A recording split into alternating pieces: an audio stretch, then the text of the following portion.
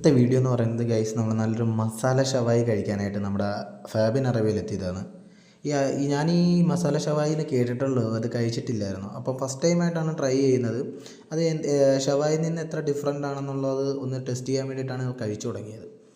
Seriously പറയാലോ, മസാല ഷവായി ഒരു രക്ഷയില്ലായിരുന്നു guys. നിങ്ങൾ ഒരു വട്ടം കഴിച്ചാൽ പിന്നെ നിങ്ങൾ ഇതിന് അഡിക്റ്റ് ആയി പോകും.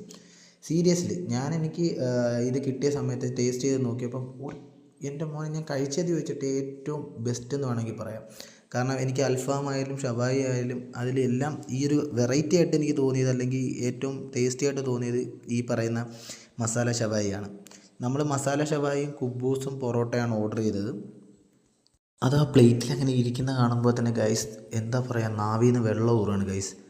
മൈനേസും കൂട്ടി നല്ല രീതിയിൽ അത് ഫുള്ള് കഴിച്ചിട്ടാണ് ഞങ്ങൾ എണീച്ചത്.